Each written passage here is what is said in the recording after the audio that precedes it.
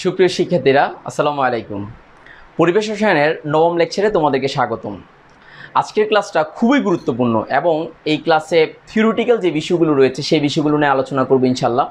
তোমাদের মাথায় রাখতে হবে এই বিষয়গুলো অনুধাবন করতে হবে, কারণ এর আগে আমরা যতগুলো ক্লাস করেছিলাম ওগুলো মোটামুটি ম্যাথমেটিক্যাল টার্ম ছিল। আজকের যে ক্লাসগুলো আমরা আলোচনা করব সেটি হচ্ছে তোমার মোটামুটি থিওরিটিক্যাল এবং এটার সাথে ম্যাথমেটিক্যাল একটা সম্পর্ক রয়েছে এবং সেগুলো ভালোভাবে অনুধাবন করতে হবে। তুমি যদি ফিল না করতে পারো তাহলে সৃজনশীলগুলো আনসার করতে পারবা না। তো আমার রিকোয়েস্ট থাকবে তোমরা ভালো করে একদম মনোযোগ সহকারে ক্লাসটা দেখবা, আর যদি কোনো কনফিউশন থাকে সেটা অবশ্যই আমাকে জানাবা। তো তাহলে আমরা আজকে কী কী আলোচনা করব তোমাদেরকে একটু ওভারভিউ দিই। আজকে আমরা আদর্শ গ্যাস এবং বাস্তব গ্যাসের যে পার্থক্য সেই পার্থক্যগুলো আলোচনা করব। কেন বাস্তব গ্যাসসমূহ আদর্শ গ্যাস হতে বিচ্যুত হয় সেই বিষয়ে আমরা আলোচনা করব। ভ্যান ডার ওয়ালস সমীকরণ, বাস্তব গ্যাসের ক্ষেত্রে ভ্যান ডার ওয়ালস সমীকরণটা আমরা আলোচনা করব এবং সেক্ষেত্রে গ্যাস কীভাবে তরলীকরণ করা যায় বা গ্যাস তরলীকরণের শর্তসমূহ এবং জুল থমসন প্রভাব, এই সমস্ত বিষয়গুলো আমরা আলোচনা করব ইনশাল্লাহ। তো তাহলে গত ক্লাসে এগুলো আবার বলছি তোমাদেরকে ফিল করে পড়তে হবে। তোমরা যদি ভালোভাবে অনুধাবন করে না পড়ো তাহলে আসলে সৃজনশীল যদি বিভিন্ন রকমভাবে আসে তোমরা আনসার করতে পারবে না। সেই কারণে আমার রিকোয়েস্ট থাকবে তোমরা ভালোভাবে ফিল করে পড়ো। যদি কোনো কনফিউশন থাকে সেটা অবশ্যই আমাকে বলবা, ঠিক আছে? তো তাহলে গত ক্লাসে আমরা যেটা পড়েছিলাম সেটা হচ্ছে, সবার মনে আছে যে বয়েল, চার্লস এবং অ্যাভোগাড্রো এই তিনটা সূত্রকে যদি আমরা একসাথে করি তাহলে আমরা জানি PB is equal to nRT, যাকে এই সমীকরণটাকে কি বলা হয়? আদর্শ গ্যাস সমীকরণ বলা হয়। আদর্শ গ্যাস সমীকরণ বলা হয়, গ্যাস সমীকরণ বলা হয় এটাকে। তোমরা নিশ্চয়ই মনে আছে এই সমীকরণটা কি? আদর্শ গ্যাস সমীকরণ। অর্থাৎ তাহলে আমরা এটাই তো বলতে পারি যে gas PB is equal to nRT সমীকরণ মেনে চলে তাকে আদর্শ গ্যাস বলতে পারি তো আমরা। তো তাহলে এটাকে যদি আমি একটু স্মার্টলি বলি তাহলে কিভাবে বলবো তোমরা একটু খেয়াল করো। আমি যদি স্মার্টলি বলি, দেখো আদর্শ গ্যাস কাকে বলে, দেখো খেয়াল করো। তাহলে আমরা বলতে পারি যে সকল গ্যাস সকল তাপমাত্রা এবং চাপে, আবার বলছি যে সকল গ্যাস সকল তাপমাত্রা এবং, দেখো যে সকল গ্যাস সকল তাপমাত্রা এবং চাপে, এই কথাটা খুব ইম্পর্টেন্ট, সকল তাপমাত্রা এবং চাপে। তাহলে কার সূত্র? বয়েলের সূত্র, চার্লসের সূত্র এবং অ্যাভোগাড্রোর সূত্র মেনে চলে। এবং কার সূত্র? অ্যাভোগাড্রোর সূত্র মেনে চলে, তাদেরকেই আদর্শ গ্যাস বলা হয়। তাহলে আমরা সংজ্ঞাটা খুব সহজেই পারবো।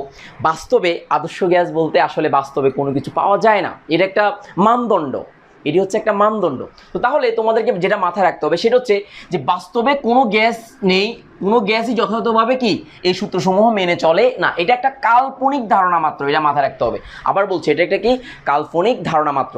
তো তাহলে খেয়াল করো, এই আদর্শ গ্যাস হওয়ার জন্য দুটি বিশেষ শর্ত রয়েছে। তাহলে এক নম্বর শর্তটার সাথে মোটামুটি আমরা পরিচিত, কিন্তু দ্বিতীয় নম্বর যে শর্তটা রয়েছে সেই শর্তটা সম্পর্কে আমরা জানবো।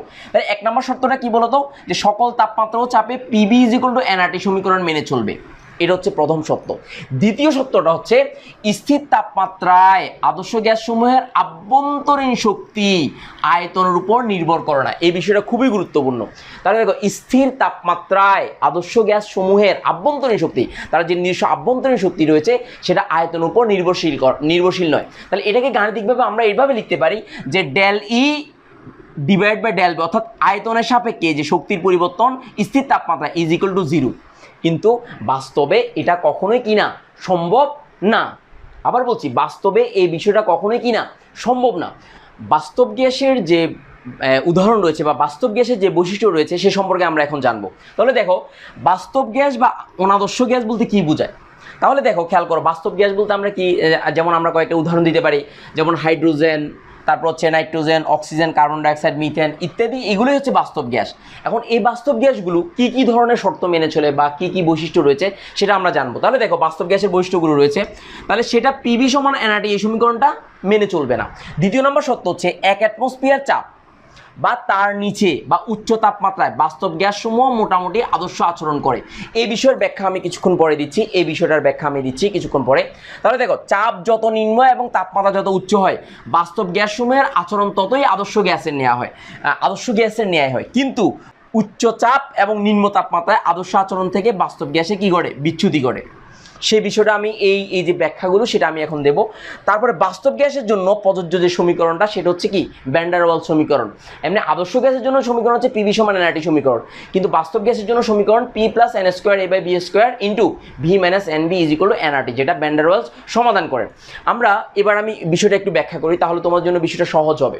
এখানে এই লাইনটা এখানে বলেছে যে চাপ যত নিম্ন হয়, তাপমাত্রা যত উচ্চ হয়, তাহলে বাস্তব গ্যাসসমূহ ততই আদর্শ আচরণ করে। এই কথাটা একটু খেয়াল করো। আদর্শ গ্যাসের ক্ষেত্রে যে তাদের যে আভ্যন্তরীণ যে আন্তঃআণবিক আকর্ষণ রয়েছে সে আকর্ষণ নেই বলে ধরা হয়। আবার বলছি, তাদের যে আন্তঃআণবিক অর্থাৎ একটা অণুর সাথে এই একটা অণুর সাথে আরেকটা অণুর যে আকর্ষণ, সে আকর্ষণটা কি বলে ধরা হয়? নেই বলে ধরা হয়। তো তাহলে আয়তন যত বড় হয়, অন্য কোনো গ্যাসের আয়তন যত বড় হয়, তাদের আন্তঃআণবিক আকর্ষণ ততই কি থাকে? কমতে থাকে। আবার বলছি, আয়তন যত বড় হয়, কোনো গ্যাসের আয়তন যত বড় হবে, তাহলে সেই গ্যাসের আন্তঃআণবিক আকর্ষণটা ততই কমতে থাকবে। তার আয়তন বড় হওয়ার শর্ত কি? তুমি যখন তাপমাত্রা বাড়াবা আর চাপ যখন কমিয়ে দেবা, তাহলে ওই গ্যাসটা বড় হতে শুরু করে, অর্থাৎ ওই গ্যাসের আয়তনটা বড় হতে শুরু করে। আবার বলছি, তাপমাত্রা যখন বাড়াবা, তাপমাত্রা বাড়ালে কি হবে? আয়তনটা বড় হয়। আর তাপমাত্রা বাড়লে আয়তন বড় হয়, আর আয়তন বড় হলে তাদের মধ্যে আন্তঃআণবিক আকর্ষণটা থাকে না। তো আন্তঃআণবিক আকর্ষণ যদি না থাকে আর আয়তন যদি বড় হয়, তাহলে সেই গ্যাসটা ততই কি হয়? আদর্শ গ্যাসের মতো আচরণ করে। তো তাহলে আমরা বলতে পারি কোনো বাস্তব গ্যাস কখন আদর্শ আচরণ করে? তার মানে হচ্ছে তাপমাত্রা বাড়ালে এবং চাপ কমালে। তাহলে চাপ যদি কমিয়ে দাও, তাহলে চাপ যত বাড়াবা আয়তন তত কি হবে? কমতে শুরু করবে। চাপ যত বাড়াবা আয়তনটা তত কি হবে? সংকুচিত হবে। আর চাপ কমালে আয়তনটা বড় হবে। আবার তাপমাত্রা বাড়ালেও আয়তনটা বড় হবে। আর তাপমাত্রা যখন বাড়াবা তাদের মধ্যে আয়তন বড় হওয়ার কারণে আন্তঃআণবিক আকর্ষণটা কম থাকবে, ফলে সেটি ততই আদর্শ আচরণ করতে শুরু করবে। তো তাহলে এখান থেকে আমি একটা কোশ্চেন আনসার দিতেই পারি যে কখন বাস্তব গ্যাস সমূহ আদর্শ আচরণ করে। তাহলে তুমি সহজে বলতে পারো যে নিম্ন চাপে উচ্চ তাপমাত্রায়। আবার বলছি, নিম্ন চাপে উচ্চ তাপমাত্রায় বাস্তব গ্যাস সমূহ আদর্শ আচরণ করে। তো সেই বিষয়ে কিছুক্ষণ পরে আমি আবার বলবো। এবার আমরা দেখব আদর্শ গ্যাস এবং বাস্তব গ্যাসের যে পার্থক্য রয়েছে সেই পার্থক্যটা। তো তাহলে আমরা এখন একটু খেয়াল করো, আমরা এখন দেখব যে আদর্শ গ্যাস এবং বাস্তব গ্যাসের যে পার্থক্য। তোমরা এখন একটু খেয়াল করো যে আদর্শ গ্যাস কাকে বলে। এটা 2 নম্বরের জন্য পরীক্ষা আসতে পারে, খ নম্বরের জন্য পরীক্ষা আসতে পারে, সেটা তোমরা একটু খেয়াল করো। তাহলে দেখো, আদর্শ গ্যাসের সংজ্ঞা আমরা এইমাত্র দিয়েছি, বাস্তব গ্যাস সংগ্রহ এইমাত্র আমরা দিয়েছি, বাস্তবে যে গ্যাস পাওয়া যায়। এখানের মধ্যে মূলত মেইন জিনিস এই যে আন্তঃআণবিক আকর্ষণ। তাহলে আন্তঃআণবিক আকর্ষণ নেই বলে ধরে নেওয়া হয়। আবার বলছি, নেই বলে ধরে নেওয়া হয়। আর বাস্তব গ্যাসসমূহের মধ্যে আন্তঃআণবিক আকর্ষণ বল বিদ্যমান। আর আদর্শ গ্যাসের যে আয়তন আছে, দেখো আদর্শ গ্যাসের খেয়াল করো, এখানে বলা হচ্ছে অর্থাৎ কোনো একটা গ্যাস পাত্রে আমরা যখন গ্যাসকে রাখবো, তখন গ্যাস পাত্রটা অর্থাৎ গ্যাসটা ওই পাত্রের সমস্ত আয়তন দখল করে। আর বলছি, ওই গ্যাসটা ওই পাত্রের সমস্ত আয়তন দখল করে। তো মনে হয় যে গ্যাসের যে নিজস্ব একটা আয়তন আছে, তখন আয়তনটা পাত্রের আয়তনটা অনেক বড়, কিন্তু গ্যাসের নিজস্ব আয়তনটা অনেক ছোট, অনেক ক্ষুদ্র। তো তাহলে যে পাত্রের আয়তনের তুলনায় গ্যাসের নিজস্ব আয়তনটা অনেক কম বিদায় আমরা বলতে পারি যে গ্যাসের নিজস্ব আয়তনটা খুবই নগণ্য। এই কারণে নগণ্য বলতে নেই বলেই ধরে নেওয়া হয়। তো আমি একটা উদাহরণ দিই। তুমি যদি সমুদ্রের মাঝে যদি 1 বালতি পানি ঢেলে বলো যে আমি সমুদ্রকে অনেক পানি দিলাম, তাহলে সমুদ্রে কি তোমার ওই 1 বালতি পানিতে কোনো কিছু হবে? তার মানে বিষয়টা হচ্ছে এমন যে একটা বিশাল গ্যাস পাত্রের মধ্যে গ্যাসের প্রত্যেকটা গ্যাসের নিজস্ব একটা আয়তন রয়েছে। সেই আয়তনটা ওই গ্যাস পাত্রের আয়তনের তুলনায় খুবই নগণ্য। এই নগণ্য হওয়ার কারণে আমরা গ্যাসের আয়তন নেই বলে ধরে নেওয়া হয়। তো এই কারণে আদর্শ গ্যাসের ক্ষেত্রে এই বিষয়টা মাথায় যে দখলকৃত আয়তনের তুলনায় হিসেবে নগণ্য বলে ধরে নেওয়া হয়। তার মানে তাকে গ্যাসের যে নিজস্ব আয়তন আছে সেটা ধরে নেওয়া হয়, নেই বলে ধরে নেওয়া হয়, কিন্তু বাস্তবে আছে। বারবার বলছি, বাস্তবে আছে। এই কারণেই বাস্তব গ্যাসসমূহ এই সত্যের কারণে আমরা যে গ্যাসসমূহ দেখতে পাই সেগুলো আদর্শ আচরণ করে না, আমরা এটাই জানবো। তো তাহলে কিন্তু বাস্তব গ্যাসের অণুসমূহের মোট আয়তন এবং দখলকৃত আয়তনের তুলনায় নগণ্য নয়, তাই এটা হিসাব করা হয়। অর্থাৎ বাস্তব গ্যাসের ক্ষেত্রে তাদের যে গ্যাসের যে নিজস্ব আয়তন আছে সেটা কি করা হয়? হিসেব করা হয়, সেটা আমরা জানবো। তো তাহলে আমরা জানলাম, এবার আমরা জানবো আদর্শ গ্যাসের সমীকরণ পিভি সমান এনআরটি। আর ভ্যান ডার ওয়ালস সমীকরণটা আমি কিছুক্ষণ পরে তোমাদেরকে প্রমাণ করে দেবো এটা কিভাবে এসেছে, কিভাবে হতো, পুরো জিনিসটাই আমি আলোচনা করবো এখন। তাহলে দেখো, এরপর আভ্যন্তরীণ শক্তি ব্যাপারটা আমরা ক্লিয়ার হয়েছি। তারপরে এখানে দেখো আভ্যন্তরীণ শক্তি যেগুলো 0, বাট এখানে আভ্যন্তরীণ শক্তি গ্যাসের আয়তনের উপর নির্ভরশীল বাস্তব গ্যাসের ক্ষেত্রে। তো এগুলো পরীক্ষায় 2 নম্বর বা খ নম্বরের জন্য আসে। তাহলে তোমাদেরকে যে কাজটা করতে হবে, এগুলো তুমি তোমার মতো করে নিজের মতো করে তুমি লিখতে পারবা। এগুলো এমন না যে একদম হুবহু এরকম হইতে হবে, শুধু সমীকরণগুলো একই থাকলে হবে, শুধু মূল কথাটা তোমরা লিখলে হবে। আর এই পেশনাঙ্কের ব্যাপারটাও, এই পেশন সংকোচনশীলতা গুণাঙ্ক এবং পেশনাঙ্কের ব্যাপারটাও আমরা বলবো যে পিবি সমান এনআরটি জেড এর মানটা 1 হয়, আর এখানে জেড এর মান is not is equal to 1 হয়, সেটাও আমরা বলবো। তো সেগুলো আমরা, এই বিষয়গুলো আমরা মূলত ব্যাখ্যা করবো এখন। তাহলে দেখো আমরা আস্তে আস্তে যাচ্ছি। প্রথম কথা হচ্ছে যে, একদম প্রথম কথা হচ্ছে যে আমি নর্মালি তোমাদেরকে যদি আমি বলি, তাহলে দেখো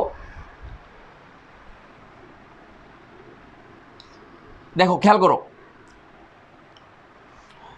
বাস্তব গ্যাসের ক্ষেত্রে বিজ্ঞানী এমাগা একটা পরীক্ষা করেছেন যাতে এমাগার বক্ররেখা বলা হয়। আবার বলছি, বাস্তব গ্যাসের ক্ষেত্রে বিজ্ঞানী এমাগা একটা পরীক্ষা করেছেন যাকে এমাগার বক্ররেখা বলা হয়। ঠিক আছে, এমাগার্ট বলে অনেকে, এমাগার বক্ররেখা বলে। এমাগার বক্ররেখার মৌলিক যে ভিত্তি, সে ভিত্তিটা হচ্ছে দেখো বয়েলের সূত্র। বয়েলের সূত্রটা কি বলতো, যে V is proportional to 1/p। তাহলে এখানে আমি তোমাদেরকে ফার্স্ট লেকচারে তোমাদেরকে পিভি বনাম টি লেখচিত্র অঙ্কন করেছিলাম। তাহলে দেখো বিজ্ঞানী এমাগা তার যে রেখা অঙ্কন করেছেন তার ভিত্তি ছিল কোনটা, যে বয়েলের সূত্রটা। তাহলে বয়েলের সূত্রটাকে আমরা যদি এভাবে করি, তাহলে দেখো পিভি ইজ ইকুয়াল টু কে আমরা জানি। তো তাহলে এই বয়েলের সূত্র অনুসারে, এই বয়েলের সূত্র অনুসারে যদি আমরা পিভি বনাম, এই যে পিভি বনাম পি লেখচিত্র অঙ্কন করি, তাহলে আদর্শ গ্যাসের ক্ষেত্রে কেমন সমীকরণ বা কেমন রেখা পাওয়া যাবে সেটা আমরা দেখব। আর বাস্তব গ্যাসের ক্ষেত্রে কী রকম রেখা পাওয়া যাবে সেটা আমরা আলোচনা করব। পরীক্ষায় এটা 2 নম্বরের জন্য আসে, 2 নম্বরের জন্য, অনেক সময় 3 নম্বরের জন্য আসে। এরকম একটা লেখচিত্র দেয় এবং লেখচিত্রে বিভিন্ন ধরনের ব্যাখ্যা করতে বলা হয়। ঠিক আছে, তো তাহলে এবার আমরা খেয়াল করো যে পিভি বনাম পি লেখচিত্র অঙ্কন করে বিজ্ঞানী এমাগা দেখেন যে তার ভিত্তিটা কি ছিল, বয়েলের সূত্র। মানে এই লেখচিত্রের ভিত্তিটা ছিল বয়েলের সূত্র আদর্শ গ্যাসের জন্য।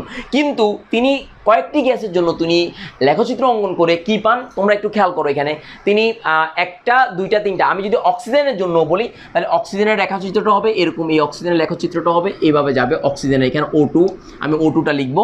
তাহলে দেখো তোমরা বিষয়টা একদম প্রত্যেকটা জিনিস, আশা করি প্রত্যেকটা জিনিস ভালোভাবে বুঝতে পারবা। তাহলে দেখো এখানে দেখো পিভি বনাম পি লেখচিত্র। তো এখন আমাকে বলো, নর্মালি বলো যে এটাকে যদি আমি এরকম করি, তাহলে দেখো এই যে পিভি বনাম, এই যে পিভি বনাম পি। তো তাহলে তোমাদেরকে আমি আলোচনা করেছিলাম যে পি এর মান ইন্টু ভি এর মান। তো তাহলে এখানে যদি 500 হয়, আমার যদি 500 হয়, তো তাহলে আমি পি এর মান যদি আমি 1 রাখি, এটার মান আমি 500। পি এর মান যদি 2 রাখি, আমি এটার মান 250, এখানে 250 লিখলাম। তার মানে is equal two 500, is equal two 500। দেখো পি এর মান আস্তে আস্তে বাড়তেছে, কিন্তু বি এর মান আস্তে আস্তে কমতেছে। কিন্তু পিবি এর গুণফলটা, অর্থাৎ পি এবং বি এর যে গুণফলটা, সেই পি এবং বি এর গুণফলটা কি হচ্ছে না, কোনো পরিবর্তন হচ্ছে না। অর্থাৎ পিবি এর, এই যে পিবি এর গুণফলের মানটা পরিবর্তন হচ্ছে। তাহলে আদর্শ গ্যাস যদি হতো, তাহলে এই পিটা বাড়ার সাথে সাথে পিবি এর মানটা কি থাকতো, একই থাকতো। তার মানে এইরকম একটা রেখা পাওয়া, সমান্তরাল রেখা পাওয়া যেত। আবার বলছি, পিবি এর সাপেক্ষে পি এর মানটা, তুমি দেখো পি এর মান আস্তে আস্তে বাড়তেছে, কিন্তু পিবি এর মান 500, এখানেও 500, এখানেও 500, এখানেও 500। কিন্তু পি এর সাপেক্ষে পিবি এর মান বাড়লে এরকম একটা রেখা পাওয়ার কথা ছিল আদর্শ গ্যাসের ক্ষেত্রে। কিন্তু তিনি 5টি গ্যাসের ক্ষেত্রে, আমাদের বইয়ে উল্লেখিত 5টি গ্যাসের ক্ষেত্রে লেখচিত্র অঙ্কন করেন। তিনি দেখেন যে যদি পি এর মান, দেখো পি এর মান যদি কম চাপ যদি কম হয়, এখানে চাপ কম একদম 0 চাপ বা খুবই অল্প পরিমাণ চাপ যদি দেওয়া হয়, অর্থাৎ এখানে আমি যদি বলি খুব কম পরিমাণ চাপ যদি বলা হয়, তবে এক্ষেত্রে তাপমাত্রা হচ্ছে 0 ডিগ্রি সেলসিয়াস, এটা মাথায় রাখবা। অথবা 273 কেলভিন, 273 কেলভিন লিখতে পারো এই তাপমাত্রায়। তো তাহলে দেখো এই তাপমাত্রায় মোটামুটি দেখা যাচ্ছে এখানে বরাবর এই রেখাটা পাচ্ছে। তো তাহলে চাপ, এই চাপে তার রেখাটা এখানে যাচ্ছে। চাপ যদি আমি আস্তে আস্তে বাড়াই, তাহলে দেখো প্রথম ক্ষেত্রে যেটা দেখা যাচ্ছে, হাইড্রোজেন এবং হিলিয়ামের জন্য রেখাটা আদর্শ আচরণ থেকে কি, আদর্শ আচরণে বা আদর্শ মান থেকে কি হচ্ছে, উপরের দিকে রেখাটা পাওয়া যাচ্ছে। আর অন্যদিকে নাইট্রোজেন, অক্সিজেন এবং কার্বন ডাইঅক্সাইডের ক্ষেত্রে প্রথমে মানটা আস্তে আস্তে পিবির মানটা কমতেছে, পরবর্তীতে পিবি এর মানটা আবার বাড়তে, একটা নির্দিষ্ট চাপ বাড়ার ফলে তখন দেখা যাচ্ছে পিবি এর মানটা আস্তে আস্তে বাড়তেছে। এখন বিষয়টা হচ্ছে কেন এরকম কার্ভ রেখা পাওয়া যায়।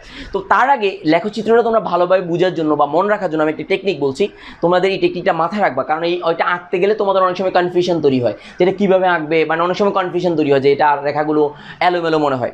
তো সেটা মনে রাখার জন্য আমি তোমাকে বলছি, তোমরা খেয়াল করো এখানে যে নাইট্রোজেন আছে, নাইট্রোজেনের ভর কত, তাহলে নাইট্রোজেন হচ্ছে 14, তাহলে 28, 28 গ্রাম রাইট। এটা হচ্ছে 32 গ্রাম, ওকে ডান। আর এটা হচ্ছে কত গ্রাম, আর এটা হচ্ছে যে তোমার 44 গ্রাম, আর হাইড্রোজেন হচ্ছে 2 গ্রাম, আর হিলিয়ামের হচ্ছে কত গ্রাম, 4 গ্রাম। আর একটা জিনিস লক্ষ্য করো, তার ভর যত কম হচ্ছে দেখো তত বেশি খাড়া উলম্ব রেখা। তাহলে দেখো হাইড্রোজেনের ভর 2, এই কারণে এটা সবচেয়ে উপরে। তার মানে গ্যাসের ভর যত কম হয়, তাহলে গ্যাসের আমরা জানি এসটিবি কত, 22.4 লিটার, 22.4 লিটার। তার মানে 2 গ্রামের আয়তন হচ্ছে কত, 22.4 লিটার, 22.4 লিটার। 2 গ্রামের ভর 22.4 লিটার, 4 লিটার। তো তার মানে তার মধ্যে আন্তঃনাবিক আকর্ষণটা কম। আবার বলছি, যেহেতু তার ঘনত্বটা কম এখানে, কেন, কারণ 22.4 লিটারের ভর হচ্ছে 2 গ্রাম, তো তাহলে তার আন্তঃনাবিক আকর্ষণটা কম, তার মানে হচ্ছে আয়তনটা অনেক বেশি। অন্যদিকে 4 গ্রামের আয়তনও 4 গ্রামের আয়তনও কত, 22.4 লিটার, 22.4 লিটার। আমি আসলে বিষয়গুলো ফিল করার জন্য বলতেছি, তোমরা যদি এটা ফিল করতে পারো তাহলে তোমাদের জন্য বিশেষ কাজে লাগবে। আমি বারবার বলছি এটা ফিল করতে হবে, তুমি যদি ফিল না করো তাহলে আসলে এগুলো এই বিষয়গুলো তোমাদের জন্য অত বেশি ইফেক্টিভ হবে না। এই কারণে আমি বারবার বলছি তোমাকে ফিল করতে হবে যে এইটা জিনিসটা। আমরা জানি এসটিবিতে সবগুলো গ্যাসের আয়তন, এক মোল গ্যাসের আয়তন 22.4 লিটার, কিন্তু ভরগুলো কিন্তু এক এক গ্যাসের জন্য এক এক রকম। তো তাহলে দেখো এখানে সবচেয়ে ঘনত্ব বেশি হচ্ছে কার, কার্বন ডাইঅক্সাইডের, কারণ এটারই আয়তন হচ্ছে কত, 22.4 লিটার এসটিবিতে, সবাই জানো। তো তাহলে দেখো যার ভর কম, সবচেয়ে কম, সেটা সবার উপরে। যার ভর একটু বাড়ছে তখন তার ইয়াটা কি হয়েছে, আরেকটু নিচে নামছে। কিন্তু যখন ভরটা আরেকটু বেশি হয়েছে, অর্থাৎ ঘনমাত্রা আরেকটু বেড়েছে, তখন দেখো এই মানটা স্বাভাবিক মানের চেয়ে দেখি কী হয়ে গেছে, পিবি এর মানটা আস্তে আস্তে কমতেছে, কমতে কমতে একটা নির্দিষ্ট পর্যায়ে এসেছে, দেন আবার বাড়তে শুরু করেছে। আবার খেয়াল করো অক্সিজেনের ক্ষেত্রে খেয়াল করো আরেকটু নিচে নেমেছে। তাহলে এই যে এই পিবি এর মানটা, পি এর মান বাড়ার সাথে সাথে পিবি এর মানটা আস্তে আস্তে কমেছে, একটা সর্বনিম্ন পর্যায়ে পৌঁছে আবার সর্বোচ্চ পর্যায়ে পৌঁছেছে। আবার দেখো যে কার্বন ডাইঅক্সাইডের ক্ষেত্রে আরেকটু নিচে পৌঁছেছে, দেন আবার উপরের দিকে এসেছে। এখন তুমি পরীক্ষায় যদি আসে তাহলে কিভাবে লিখবে এবং এটা কেন হয় সেটারও ফিল, আমি বারবার বলছি এগুলো ফিল করে পড়তে হবে। তুমি যদি অনুধাবন করে পড়ো তাহলে তোমার জন্য সহজ মনে হবে। আর তুমি যদি এগুলো যদি মুখস্থ করো, তাহলে মুখস্থ করলে তো বিষয়গুলো দেখা যাচ্ছে তুমি একটু ভিন্ন রকমের যদি গ্যাস দেয় তাহলে তুমি বুঝবা না, অনেক সময় দেখা তোমাকে স্কেপ করে আসতে হবে। এই কারণে ফিল করতে হবে তোমাকে বারবার। এবার আসো আমি জিনিসটা বলি কেন। যখন তুমি খেয়াল করো কোনো গ্যাসকে আমি যখন চাপটা দিই, চাপ দিতে দিতে দিতে দিতে যখন চাপ বাড়ানো হয় গ্যাস কিন্তু সংকুচিত হয়, সংকোচনশীলতা বা সংকুচিত হয় চাপ বাড়ানোর সাথে সাথে। আবার বলছি চাপ বাড়ানোর সাথে সাথে কী হয়, আয়তনের সংকোচন করে। তো চাপ বাড়াতে বাড়াতে আয়তনের সংকোচন একটা নির্দিষ্টভাবে সংকোচন করবে। সংকোচন করার পরে গ্যাসের নিজস্ব আয়তন যতটুকু হবে এরপরে তাকে আর সংকোচন করতে তুমি আর পারবা না। মানে তুমি যখন চাপ বাড়াবা আস্তে আস্তে আয়তন হইতে একটা নির্দিষ্ট আয়তন আসবে, আসার পরে তাকে যখন আর চাপ বাড়াবা তখন সেটার আয়তন আর কিন্তু আস্তে আস্তে কমবে না। তো এবার আসো তাহলে বিষয়টা তুমি খেয়াল করো, পি এর মান তুমি বাড়ালা, দেখো পি এর মান তুমি বাড়ালা, তাহলে বি এর মান কমতে থাকলো, তাহলে এটা বড় আর এটা ছোট, এটার মান কমতে থাকলো, ফাইন। তো একটা পর্যায়ে তুমি খেয়াল করো, আমি যদি এটাকে যদি বলি যে একটু অন্যরকম কালি দিয়ে লিখে দাও, একটা পর্যায়ে বি এর মানটা একটা নির্দিষ্ট মানে আসবে। তো নির্দিষ্ট মানে যখন আসবে দেন পি এর মান বাড়াবা, কিন্তু বি এর মান আর তখন বাড়তেছে না, তখন পি এর মান বাড়তেছে। আবার বলছি পি এর মানটা বাড়তেছে কিন্তু বি এর মানটা তখন আর বাড়তেছে না। তো যখন বি এর মানটা বাড়তেছে না একটা নির্দিষ্ট পর্যায়ে আসলো, কিন্তু পি এর মানটা তুমি বাড়ালা, তো তাহলে হবে কি পি আর বি এর গুণফলের মানটা বাড়বে না। তাহলে একটা নির্দিষ্ট পর্যায়ে পর্যন্ত এতটুকু আসলো, আসার পরে যখন বি এর মানটা আর কি হচ্ছে না, বিটা আর কমতেছে না, বিটা বরাবর, দেন পি এর মানটা কিন্তু বাড়াচ্ছই তুমি। তো বি এর মানটা কনস্ট্যান্ট আছে, পি এর মানটা বাড়তেছে, তাহলে পি বি এর গুণফলের মানটাও বাড়বে। তো দেন আস্তে আস্তে আবার বাড়তে বাড়তে বাড়তে বাড়তে এই পর্যায়ে চলে যায়। আমার মনে হয় আমি বিষয়টা ক্লিয়ার করতে পেরেছি। আবার বলছি পি এর মানটা তখন তুমি বাড়াবা, গ্যাসের আয়তন একটা নির্দিষ্ট পর্যায়ে আসবে, আসার পরে সেটা আর কি করতে পারবে না, সংকুচিত করতে পারবে না। দেন কিন্তু পি এর মানটা তুমি বাড়াচ্ছ, বি এর মানটা কনস্ট্যান্ট ওই অবস্থায় আছে, দেন পি এর মানটা বাড়ানোর সাথে সাথে বি এর মানটা কিন্তু কনস্ট্যান্ট আছে, তাহলে পি বি এর গুণফলের মানটা কিন্তু বাড়তেছে। তো দেওয়ার পর একটা নির্দিষ্ট মানে এসে সেটার মানটা আস্তে আস্তে আস্তে উপরে, তাহলে একে প্যাশন বেশি করা যাচ্ছে। প্যাশন মানে কি, তাকে মানে সংকুচিত কি করা যাচ্ছে, বেশি করা যাচ্ছে। তার মান যত নিচে যায় সংকুচিত যাকে তত বেশি করা যায়, প্যাশন গুণাঙ্ক। আমরা এটা প্যাশন গুণাঙ্কের মাধ্যমে ব্যাখ্যা করব কিছুক্ষণ পরে। তো তাহলে দেখো তাকে প্যাশন করতে, তার মানে এখানের মধ্যে সবচেয়ে প্যাশনযোগ্য বেশি কোনটা, কার্বন ডাইঅক্সাইড। তার মানে যে গ্যাসের ভর বেশি হয় তাকে পেষণ করা বা এই যে কী করা, সংকুচিত করে ফেলা অনেক সহজ। আর যাকে তুমি কী করবা, যে গ্যাসের আণবিক ভরটা কম তাকে আমরা কি করতে পারবো না, তাকে আমরা অতি বেশি কি করতে পারবো না, সংকুচিত করতে পারবো না। এটা আমরা দেখাবো কিছুক্ষণ পরে সংকুচনশীলতা গুণাঙ্ক দিয়ে। তো তাহলে এই গ্যাসগুলোর ক্ষেত্রে এখন তোমাকে যদি পরীক্ষার হলে তোমাকে যদি বলা হয় যে এই অ্যামাগার বক্ররেখাটা কীভাবে তুমি লিখবা সেটাও আমি বলে দিচ্ছি। তো প্রথমে তো আমরা বুঝলাম, তুমি এখন কী লিখবা, আমি তো আমার নিজের কথার মতো লিখি, তারপর তোমাকে আমি দেখাবো যে নোট আকারে কীভাবে লিখবা। তুমি খেয়াল করো, নর্মালি তুমি একদম সহজভাবে লিখবা। যে দেখা যাচ্ছে যে তিনি 5টি গ্যাসের কথা উল্লেখ করেছেন। এখানে কি কি gas, nitrogen, hydrogen, helium, carbon dioxide এবং অক্সিজেন গ্যাসের ক্ষেত্রে দেখা যাচ্ছে যে তুমি প্রথমে কার্বন ডাইঅক্সাইডের কথা লেখা, প্রথমে দেখা যাচ্ছে যে পি এর মান বাড়ানোর সাথে সাথে পিবি এর মান আস্তে আস্তে কমতে থাকে। এক পর্যায়ে পিবি এর মান কমতে শুরু করে সর্বনিম্ন পর্যায়ে পৌঁছে দেন কোথায় হয়ে যায়, দেন আবার পি এর মান বাড়ানোর সাথে সাথে পিবি এর মানটা আদর্শ মান অপেক্ষা বাড়ে। তাহলে প্রথমে আদর্শ মান অপেক্ষা কমে, চাপ বাড়ানোর সাথে সাথে পিবি এর মানটা দেন আবার বাড়তে শুরু করে। তো তুমি তোমার নিজের মতো করে এগুলো যেগুলো রেখা যেরকমভাবে আছে, তো কোনটা রেখা আগে হবে কোনটা রেখা পরে হবে আমার মনে হয় বুঝতে পেরেছো। দেখো এখানে সবচেয়ে ভর বেশি কার, কার্বন ডাইঅক্সাইড, এখানে নিচে, দেন অক্সিজেনের এখানে আরেকটু উপরে, এটা নাইট্রোজেন আরেকটু, আর যেগুলো হালকা সবচেয়ে হালকা এটা সবার উপরে উলম্ব, আর যেটা হিলিয়াম সেটার হচ্ছে মাঝামাঝি পর্যায়ে। আমার মনে হয় তোমরা বিষয়টা বুঝতে পেরেছো। এবং তোমাকে যদি আঁকতে দেওয়া হয় বা যে কোনো গ্যাসের ক্ষেত্রে দেওয়া হয় তুমি এরকম একটা কি রাখতে পারবা, রেখা অঙ্কন করে ফেলতে পারবা আশা করি। তো তাহলে এখানে সবচেয়ে তরলীকরণ, তোমাকে অনেক সময় পরীক্ষা আসে তরলীকরণ করা সহজ কোনটা, তাহলে কার্বন ডাইঅক্সাইডকে তরলীকরণ করা সবচেয়ে সহজ। তারপর হচ্ছে অক্সিজেনকে তরলীকরণ করা সহজ, কারণ পেষণ গুণাঙ্ক, তাকে পেষণ করা যায়, আর পেষণ যত বেশি করা যায় সেই গ্যাসের আন্তঃআণবিক আকর্ষণটা বাড়ানো যায়, আর আন্তঃআণবিক আকর্ষণ যদি বাড়ানো যায় ওই গ্যাসকে তরলীকরণ করা তত সহজ হয়। তো তাহলে আমরা পরীক্ষায় যদি আসে আমরা বলতে পারবো। আমরা কিছুক্ষণ পরে আমি আবার আলোচনা করবো বিষয়টা। এই বিষয়গুলো বারবার বলছি ফিল করে পড়তে হবে। যদি তুমি ফিল করে না পড়ো তাহলে কিন্তু তুমি আসলে পরীক্ষা আসলে তোমার কাছে এমনি সবগুলো মনে হবে যে কি, মানে কমন যদি না আসে তখন তুমি আনসার করতে পারবা না, এটা মাথায় রাখবা। তো তাহলে এখন পরীক্ষা যদি আসে তাহলে তুমি কিভাবে লিখবা সেটা আমি এখানে সুন্দর করে লিখে দিয়েছি। তোমরা পজ মুড দিয়ে তোমরা এটা দেখে নিতে পারো, এই যে পরীক্ষায় এটা কিভাবে তুমি লিখবা, যে কি কি সিদ্ধান্ত উপনীত হয়। একটু পজ মুড দিয়ে তোমরা এই জিনিসটা লিখে দাও, তোমাদের মতো করে লিখতে পারো, তোমরা তোমাদের মতো করে লিখতে পারো। আমি তারপরও তোমরা যাতে ভালোভাবে লিখতে পারো, সহজভাবে লিখতে পারো, তাহলে তোমাদের জন্য আমি এখানে কি আমার নোট যে হ্যান্ড নোট আছে হ্যান্ড নোট থেকে আমি তোমাদেরকে তুলে দিলাম, যাতে করে তোমরা তোমাদের মতো করে লিখতে পারো, বা আমি যেভাবে বললাম সেভাবে লিখলেও হবে। পজ মুড দিয়ে এটা নোট করে নিবা, ঠিক আছে? আচ্ছা, এবার আসো আমরা তোমার মতো করে লিখবে। এখানে আসলে মানে হুবহু এরকম লিখতে হবে এমন কোনো কথা নাই, তুমি তোমার মতো করে লিখবে, ঠিক আছে? পজ মুড দিয়ে দেখে নাও। তো আশা করি তোমরা এটা বুঝেছো। এবার আমরা এই জিনিসটাকে আমরা সংকোচনশীলতা গুণাঙ্ক দিয়ে ব্যাখ্যা করব। আবার বলছি কি দিয়ে ব্যাখ্যা করব, সংকোচনশীলতা গুণাঙ্ক দিয়ে ব্যাখ্যা করব। তাহলে আসো আমরা সংকোচনশীলতা গুণাঙ্কটা ব্যাখ্যা করি। দেখো খেয়াল করো, পিবি সমান এনআরটি, এই সমীকরণটা আমরা সবাই পরিচিত, যে পিবি ইজ ইকুয়াল টু, আমি আবার লিখছি PB is equal to nRT. খেয়াল করো, একটু বুঝে নাও তাহলে তোমার জন্য সহজ হবে। তো তাহলে আমি বা দিয়ে যদি আমি লিখি, দেখো বা দিয়ে যদি লিখি, আমি লিখি PV by NRT is equal to 1 লেখা যায় না? যায় কিনা বলো? এটাকে একান্তর করলে 1 হয় না? হয়তো। তো তাহলে এবার আমাকে বলো যে পিবি সমান এনআরটিটা কার সমীকরণ? আদর্শ গ্যাসের সমীকরণ, আমরা জানি। তো তাহলে এখানে এটাকে যদি এই 1টা না লিখে আমি যদি জেড লিখি, যে পিবি বাই, আমি যদি এই যে পিবি বাই এনআরটি আমি যদি লিখি পিবি, আমি যদি একটা ভিন্ন কালারের কালি দিয়ে লিখি, তাহলে তোমরা দেখো এই যে PV by NRT is equal to Z লিখি, আমি যদি জেড লিখি, তো এখন আমি যদি বলি জেড এর মান যদি 1 হয়, জেড এর মান যদি 1 হয় তখন সেটা আদর্শ গ্যাস বলা যায় না। এই জেডটাকেই আমরা কি বলবো, এই জেডটাকেই আমরা বলবো সংকোচনশীলতা গুণাঙ্ক। এই যে সংকোচনশীলতা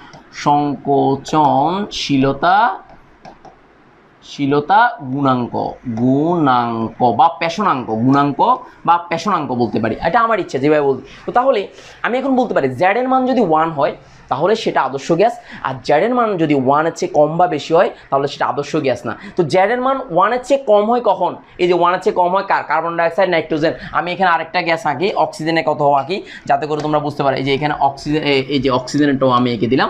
তাহলে জেড এর মান যে নিম্ন তাপমাত্রা, দেখো নিম্ন চাপে দেখো এখানে 1 এর মতো আচরণ করতেছে, তার মানে নিম্ন চাপে আমরা কি জানি যে আদর্শ আচরণ করে গ্যাসসমূহ। তাহলে এই 1 হচ্ছে নিম্ন চাপে গ্যাসসমূহ, নিম্নচাপ এবং উচ্চতাপ। এই নিম্নচাপ এবং উচ্চতাপে বাস্তব গ্যাসসমূহ কী আচরণ করে? আদর্শ আচরণ করে। তাহলে চাপ যদি অনেক কম হয়, যে চাপ যদি, যে চাপ এখানে 200 আছে, অনেক কম যদি হয় তাহলে সেক্ষেত্রে এটা 1, জেডের মানটা কত হচ্ছে? 1 হচ্ছে। আর জেডের মান যদি 1 হয় তখন সেটাকে আমরা আদর্শ বলতে পারি। যখন চাপ আস্তে আস্তে আমরা বাড়াচ্ছি তখন দেখো আদর্শ আচরণ থেকে বিচ্যুত হচ্ছে। এই সেক্ষেত্রে কার্বন ডাইঅক্সাইড, সেক্ষেত্রে অক্সিজেন এবং নাইট্রোজেনের ক্ষেত্রে প্রথমে কমে, তারপর আবার বাড়তে থাকে চাপ বাড়ানোর সাথে সাথে। বাট হিলিয়াম এবং হাইড্রোজেন এগুলো চাপ বাড়ানোর সাথে অলওয়েজ বৃদ্ধি পেতে থাকে। কারণ এই কারণে হাইড্রোজেন এবং হিলিয়ামকে তরলীকরণ করা সম্ভব, তবে অত সহজ না। অর্থাৎ হাইড্রোজেন এবং হিলিয়ামকে তরলীকরণ করাটা অনেক কঠিন, এটা মাথায় রাখবা।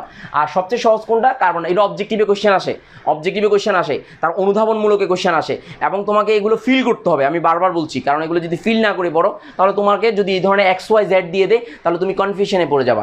এটা মাথায় রাখতে হবে, বারবার বলছি, এগুলো মাথায় রাখতে হবে। তো তাহলে দেখো এখানে কার্বন ডাইঅক্সাইড তরলীকরণ করা সহজ। তাহলে জেডের মান 1-এর চেয়ে যত কম হবে চাপ বাড়ার সাথে সাথে, তাহলে তাকে তরলীকরণ করা তত সহজ। তার পেশনাঙ্ক সংকোচনশীলতা গুণাঙ্ক মান যদি কম হয়, 1-এর চেয়ে কম হয়, তাহলে তাকে তরলীকরণ করা তত সহজ। আমরা কিছুক্ষণ পরে এটা জানবো। তো তাহলে দেখো 1 মোল গ্যাসের জন্য যদি হিসাব করি, তাহলে এই 1 মোল গ্যাসের জন্য এটার মানটা, n এর মান কত হচ্ছে? 1 হচ্ছে। তো তাহলে PV/RT = Z, তো এই যে PV/RT = Z আমরা লিখতে পারি। তো তাহলে এখানে এই যে 1 এর মানটা, এটা হচ্ছে আদর্শ গ্যাস, এটা হচ্ছে আদর্শ গ্যাসের জন্য, এটা হচ্ছে কি গ্যাসের জন্য? আদর্শ গ্যাসের জন্য। তো তাহলে দেখো এইভাবেও আমরা কি করতে পারি, যে 300 কেলভিন তাপমাত্রায় বিভিন্ন বাস্তব গ্যাসের সংকোচনশীলতা গুণাঙ্ক বনাম চাপের লেখচিত্র। তাহলে সংকোচনশীলতা গুণাঙ্ক যদি 1 হয় তাহলে সেটা কি গ্যাস?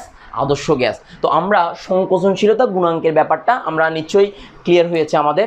তো তোমরা এই বিষয়গুলো, আমি বারবার বলছি, এগুলো ফিল করে পড়তে হবে, বুঝে বুঝে পড়তে হবে, তাহলে তোমাদের জন্য তত সহজ হবে। তাহলে আমি একটা সিদ্ধান্তে উপনীত হতে পারি যে তরলীকরণ করার জন্য যে শর্তটা, সেই শর্তের একটা সিদ্ধান্ত উপনীত হতে পারি। দেখো জেডের মান, এই দেখো জেডের মান যদি 1 হয় তাহলে সেটা কি গ্যাস? এটাকে আমরা আদর্শ গ্যাস বলি। তাহলে দেখো, আচ্ছা, জেডের মান যদি এখানে আমি এই কালার দিয়ে লিখি, জেডের মান, এই যে জেডের মান ইজ গ্রেটার দেন 1 হলে তাহলে সেটা আদর্শ গ্যাস নয়। সেটা কিন্তু কি? আদর্শ গ্যাস নয়, তাহলে এটা অনাদর্শ গ্যাস। আমি লিখলাম অনাদর্শ গ্যাস লিখলাম, ওকে ডান। কিন্তু এখানে শর্তটা কি বলতো? এই গ্যাসটাকে তরলীকরণ করা সহজ নয়। 1-এর চেয়ে বেশি হলে তাকে তরলীকরণ করা সহজ নয়, কিন্তু 1-এর চেয়ে কম যদি হয় তাহলে এই জেডের মানটা ইজ লেস দেন 1, তাহলে তাকে অনাদর্শ গ্যাস ইজ ওকে। কিন্তু এটাকে তরলীকরণ করা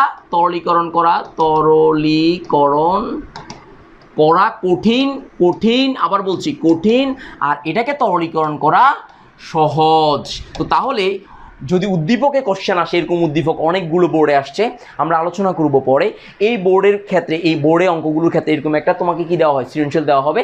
এই সৃজনশীল থেকে তোমাকে প্রশ্ন করা হবে যে কোন গ্যাসটিকে তরলীকরণ করা সহজ, কোন গ্যাসটিকে কঠিন। তো তুমি এই সংকোচনশীলতা গুণাঙ্ক দিয়ে তুমি সহজে ব্যাখ্যা করতে পারবা।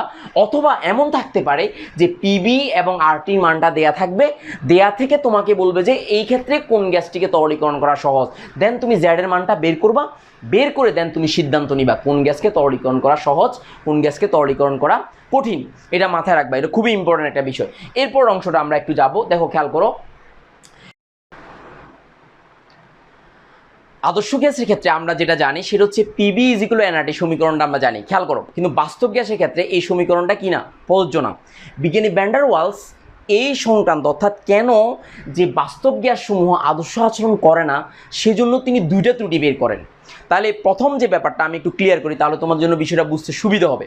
প্রথমে দেখো, আদর্শ গ্যাসের ক্ষেত্রে আন্তঃআণবিক আকর্ষণ বল নেই বলে ধরে নেওয়া হয়, কিন্তু বাস্তবে গ্যাসসমূহের মধ্যে আন্তঃআণবিক আকর্ষণ আছে। তাহলে এই যে ত্রুটিটা, এই ত্রুটিটা কি? আন্তঃআণবিক আকর্ষণ বলজনিত ত্রুটি। তাহলে দেখো খেয়াল করো, এবার আসো আন্তঃআণবিক আকর্ষণের সাথে চাপের সম্পর্ক। তাহলে একটু খেয়াল করো, আমি একটা বক্স আঁকলাম এখানে, তোমরা খেয়াল করো, এই বক্সের মধ্যে আমি অনেকগুলো গ্যাস আঁকলাম, এখানে গ্যাস আঁকলাম, গ্যাস পাত্র আঁকলাম। খেয়াল করো, আমি এখানে অনেকগুলো গ্যাসের অণু আঁকলাম। এদের মাঝে যদি আন্তঃআণবিক আকর্ষণটা থাকে, এদের মাঝে যদি এই একটার সাথে একটা রিলেশনটা যদি থাকে, এই যে রিলেশনটা যদি থাকে, তাহলে এখন আমাকে বলো, এদের মাঝে যদি আন্তঃআণবিক আকর্ষণ বলটা থাকে, একে অপরের সাথে যে আন্তঃআণবিক আকর্ষণটা যদি থাকে, তাহলে দেখো আন্তঃআণবিক আকর্ষণ ক্লোজ থাকবে। তখন কি হবে বলো তো? তখন এখানে যে পাত্রের দেওয়ালে, যে দেওয়ালের গায়ে চাপটা কি কম পড়বে না বেশি পড়বে বলো তো? যখন আন্তঃআণবিক আকর্ষণ থাকবে তাহলে এই পাত্রের দেয়ালে চাপটা কি পড়বে, যে চাপ কম পড়বে, রাইট? কথাটা বুঝো নাই? যে আন্তঃআণবিক আকর্ষণ যদি থাকে তার মানে আন্তঃআণবিক আকর্ষণ থাকার কারণে পাত্রের দেওয়ালে চাপটা কি পড়বে, কম পড়বে। তাহলে এই আন্তঃআণবিক আকর্ষণের সাথে কি জড়িত আমাকে বলো তো? চাপটা জড়িত। তো তাহলে এই কারণে এটাকে চাপ ত্রুটি বলা হয়। তার মানে তিনি কি করেছেন, চাপ ত্রুটি। আমি যদি চাপ সংশোধন কিছুক্ষণ পরে আমি দেখাবো জিনিসটা, আগে বুঝিয়ে দিই আমি বিষয়টা। তো তাহলে এই চাপের ব্যাপারটা, তাহলে মূল চাপের সাথে, যে চাপের সাথে আন্তঃআণবিক আকর্ষণ বলটা যোগ হবে, যে আন্তঃআণবিক আণবিক আকর্ষণ বল, এই যে আকর্ষণ বলটা যোগ হবে। তাহলে এটা কি ত্রুটি বলো তো? এটা হচ্ছে যে কি ত্রুটি বলো? এটা হচ্ছে চাপজনিত ত্রুটি। আর দ্বিতীয় ক্ষেত্রে দেখো, খেয়াল করো, এই যে আয়তন ত্রুটিটা আমি এখানে 2 লিখেছি, এটা আয়তন ত্রুটিটা তুমি খেয়াল করো, বুঝবা সহজে। সেটা হচ্ছে আদর্শ গ্যাসের ক্ষেত্রে বলা হচ্ছে গ্যাসের যে নিজস্ব আয়তন রয়েছে সেই আয়তনটা খুবই কি বলা হচ্ছে, নগণ্য বা নেই বলে ধরে নেওয়া হয়েছে। কিন্তু বাস্তবে গ্যাসের নিজস্ব আয়তন রয়েছে এবং সেটাকে বাদ দেওয়া যাবে না। তো তাহলে গ্যাসের বিচরণ ক্ষেত্রটা কতটুকু? তাহলে তুমি দেখো, আমি যদি একটা পাত্র এখানে আঁকি, গ্যাস আধার বা গ্যাস পাত্র আঁকি, তাহলে দেখো এই গ্যাসের যে নিজস্ব আয়তন যদি এতটুকু জায়গা দখল করে, যে নিজস্ব আয়তন যদি গ্যাসের এতটুকু জায়গা দখল করে, তো তাহলে আমাকে বলো এই যে কার্যকর যে আয়তনটা, এটা পুরোটা যদি বি হয় তাহলে কার্যকর আয়তনটা কত হচ্ছে? এটা হচ্ছে, তাহলে আমি যদি এটাকে যদি বি বলি, স্মলার বি বলি, তো তাহলে দেখো এখানে যদি এন মোল সংখ্যক থাকে, এক মোলে যদি বি হয়, তার আয়তন যদি বি হয়, তাহলে এই যে তারা বিচরণকারী, তারা যে ঘুরতেছে, মুভ করতেছে, তাদের কার্যকর যে আয়তনটা, সেই আয়তনটা কত হচ্ছে? তাহলে বি মাইনাস এন বি হচ্ছে, রাইট? তো তাহলে এই বিষয়টা, আয়তনটাকে কি দেওয়া হয়, তার মানে পুরো পাত্র থেকে গ্যাসের নিজস্ব আয়তনটা কি দেওয়া হয়, বাদ দেওয়া হয়। কার্যকর আয়তন হবে কোনটা, যে বি মাইনাস এন বি হবে। তো তাহলে এই যে তার নিজস্ব আয়তন যেটা রয়েছে সেই আয়তনটাকে কি দেওয়া হবে, গ্যাস পাত্র থেকে কি দেওয়া হয়, বাদ দেওয়া হবে। তাহলে কয়টা ত্রুটি পেলাম? একটা হচ্ছে আন্তঃআণবিক আকর্ষণ বা চাপ ত্রুটি, এটাকে আমরা চাপ ত্রুটি বলতে পারি, চাপ ত্রুটি বলতে পারি, বা চাপ সংশোধন বলতে পারি। আর একটা হচ্ছে আয়তন ত্রুটি বা আয়তন সংশোধন। তো এই দুইটা জিনিস সংশোধন করে কিছুক্ষণ পরে আমরা দেখাবো জিনিসটা, আমি ভ্যান ডার ওয়ালস সমীকরণটা প্রতিপাদন করে দেখাবো। তার আগে এই বিষয়টা ফিল করছো কিনা বলো, যে আন্তঃআণবিক আকর্ষণ যদি থাকে তাহলে সে কিন্তু পাত্রের দেয়ালে চাপটা কম দিচ্ছে। তাহলে আন্তঃআণবিক আকর্ষণ যদি না থাকে, পাত্রের দেওয়ালে অনবরত চাপ দেবে। তাহলে এখান থেকে একটা কোয়েশ্চেন আমি তোমাকে বলতে পারি, যে বাস্তব গ্যাসের চাপটা আদর্শ গ্যাসের চাপ অপেক্ষা কম হয়। তাহলে কেন কম হয়? কারণ আন্তঃআণবিক আকর্ষণ থাকার কারণে সেটা পাত্রের দেওয়ালে চাপটা কি দিচ্ছে, কম দিচ্ছে।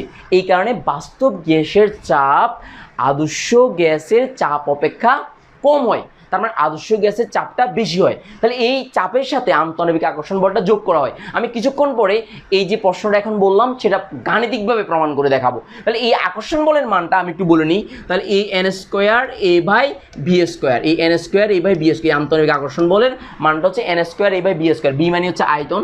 তাহলে তোমাদেরকে এটা ভালোভাবে বুঝতে হবে। আমি কিছুক্ষণ পরে এটা দেখাবো তোমাদেরকে কেমনে আসছে। তো তাহলে এই সমীকরণটাকে আমরা এখন লিখতে পারি যে বিজ্ঞানী ভ্যান ডার ওয়ালস এই দুইটা ত্রুটি দূর করে তাহলে একটা সমীকরণ প্রস্তাব করেন। সেই সমীকরণ প্রস্তাবটা আমি তোমাদেরকে এখন দেখাচ্ছি। খেয়াল করো, একটু খেয়াল করো। তাহলে আদর্শ গ্যাসের ক্ষেত্রে এবং আদর্শ গ্যাস এবং বাস্তব গ্যাসের ক্ষেত্রে তাহলে আমরা যে পার্থক্যটা, সেটা হচ্ছে বিজ্ঞানী ভ্যান ডার ওয়ালস সেখানে যে বাস্তব গ্যাসের ক্ষেত্রে যে আদর্শ গ্যাসের সমীকরণটাকে কি করলেন, একটু সংশোধিত করলেন। তাহলে কি কি সংশোধন করলেন? একটা হচ্ছে চাপ ত্রুটি সংশোধন করলেন, আর একটা হচ্ছে আয়তন ত্রুটি সংশোধন করলেন। তাহলে চাপ ত্রুটির যে ব্যাপারটা কিছুক্ষণ আগে তোমাদেরকে বলেছিলাম, সেটা হচ্ছে দেখো যে এই যে প্রথম ত্রুটি হচ্ছে গ্যাসের আয়তন সংশোধন, অর্থাৎ গ্যাসের যে মুক্ত যে ক্ষেত্র রয়েছে সেই ক্ষেত্রটা হচ্ছে যে গ্যাসের পাত্রের পুরো পাত্রের আয়তন বিয়োগ গ্যাসের নিজস্ব আয়তন, অর্থাৎ কত মোল গ্যাস আছে এবং প্রত্যেকটা মোলের আয়তন কত সেটা তিনি বিয়োগ করেছেন। ঠিক সেমভাবে তিনি যে চাপের ক্ষেত্রে চাপ সংশোধন করেছেন। কিছুক্ষণ আগে তোমাদেরকে বলেছি যে আন্তঃআণবিক আকর্ষণ যদি তোমার বৃদ্ধি পায় বা থাকে তাহলে চাপটা কম হয়। তাহলে চাপের ক্ষেত্রে যে বাস্তব গ্যাসের ক্ষেত্রে যে চাপটা, তার সাথে আন্তঃআণবিক আকর্ষণের ব্যাপারটাও কি জড়িত। এখন তুমি প্রশ্ন করতে পারো এটা কিভাবে আসছে, আমি তোমাদেরকে এখন ক্লিয়ার করতেছি, তাহলে তোমার জন্য বিষয়টা বুঝতে সহজ হবে।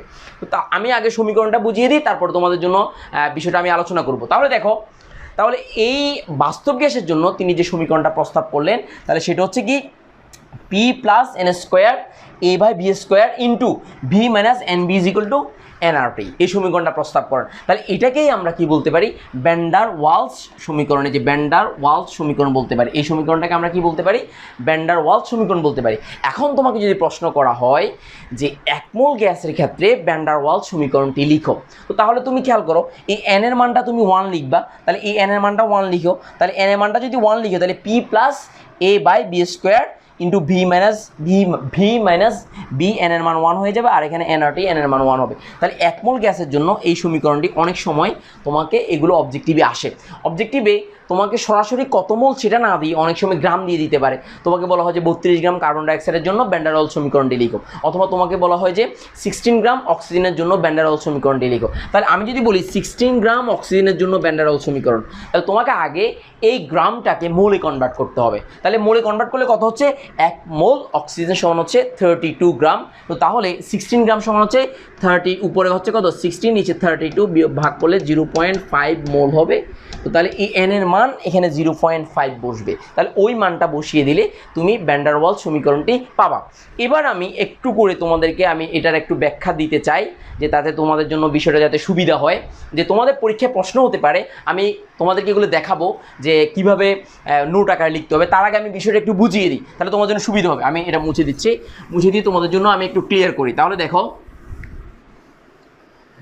খেয়াল করো যে ভ্যান ডার ওয়ালস সমীকরণটি কি, ভ্যান ডার ওয়ালস সমীকরণটি হলো যে P plus N square A by V square into V minus N B is equal to NRT. এটা কার সমীকরণ, এটা হচ্ছে বাস্তব গ্যাসের সমীকরণ। এটা কার সমীকরণ আবার বলো, এটা হচ্ছে বাস্তব গ্যাসের জন্য যে সমীকরণ সেটা, এটা হচ্ছে বাস্তব গ্যাসের জন্য সমীকরণ, বাস্তব গ্যাসের জন্য সমীকরণ। তো তাহলে দেখো খেয়াল করো যে আমি এই সমীকরণটাকে যদি লিখি পি তাহলে plus N square A by V square is equal to N R T divide by B minus N B লিখতে পারি। তো তাহলে বা আমি এখানে লিখলাম, বা আমি P is equal to N R T B minus N B minus N square A by V square. এবার আমাকে বলো এটা কি গ্যাস, বাস্তব গ্যাস। তাহলে বাস্তব গ্যাসের ক্ষেত্রে চাপ যেটা হবে, তাহলে এই আন্তঃনবিক আকর্ষণ বলটা বিয়োগ যাচ্ছে। কিছুক্ষণ আগে তোমাদেরকে আমি বলেছিলাম যে আন্তঃনবিক আকর্ষণ যেটা থাকবে সেই পরিমাণ চাপটা তার থেকে বিয়োগ যাচ্ছে। তো তাহলে এখন তোমাকে যদি বলা হয় যে বাস্তব গ্যাসের চাপ আদর্শ গ্যাসের চাপ অপেক্ষা কম কেন, তাহলে এই সমীকরণটা তুমি লিখে তুমি যদি এটা প্রমাণ করে দাও, তাহলে এটা হচ্ছে কি আন্তঃনবিক আকর্ষণ বল। এই যে আন্তঃনবিক আকর্ষণ বল আমি এখানে লিখতে পারি, এই যে আণবিক আকর্ষণ বল। তো তাহলে এই আন্তঃনবিক আকর্ষণ বলটা তার যে চাপ ছিল অরিজিনাল চাপ, এটাই চাপ। তো চাপটা আন্তঃনবিক আকর্ষণ বলটা বিয়োগ হচ্ছে। যদি আন্তঃনবিক আকর্ষণ বলটা না থাকতো তাহলে এই চাপটা বেশি হতো। খেয়াল করো এই এনআরটি মানটা থেকে কমতো না এটা। তো তাহলে তুমি খেয়াল করো, তো আমাকে যদি প্রশ্ন করে এখন যে বাস্তব গ্যাসের চাপ আদর্শ গ্যাসের চাপ অপেক্ষা কম কেন, তো তাহলে তুমি বলবে আন্তঃনবিক আকর্ষণ আছে, এই আন্তঃনবিক আকর্ষণ বলটা কি হবে, বিয়োগ যাবে। তো বিয়োগ যাওয়ার কারণে অর্থাৎ যে চাপটা আমি তোমাদেরকে কিছুক্ষণ আগেও দেখিয়েছিলাম, আমি আবার দেখাচ্ছি, কারণ এগুলো ফিল করতে হবে। যদি ফিল না করো তাহলে তুমি বুঝতে পারবে না।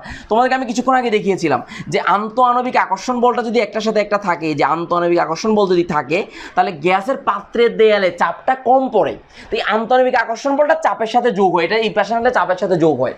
তাহলে এখন তুমি যদি গাণিতিকভাবে তোমাকে প্রমাণ করতে বলে যে কোনো একটা বাস্তব গ্যাসের চাপ আদর্শ গ্যাসের চাপ অপেক্ষা বেশি কেন, তুমি সমীকরণটা লিখবা, লিখে এই সমীকরণটা লিখে নিচে তুমি লিখে দিবা যে যেহেতু বাস্তব গ্যাসের ক্ষেত্রে আন্তঃনবিক আকর্ষণ বলটা আছে, এই কারণে আন্তঃনবিক আকর্ষণ বলটা বিয়োগ করতে হয়, কিন্তু আদর্শ গ্যাসের ক্ষেত্রে এই আন্তঃনবিক আকর্ষণ বলটা নাই, এই কারণে আদর্শ গ্যাসের চাপের পরিমাণটা বেশি হয়।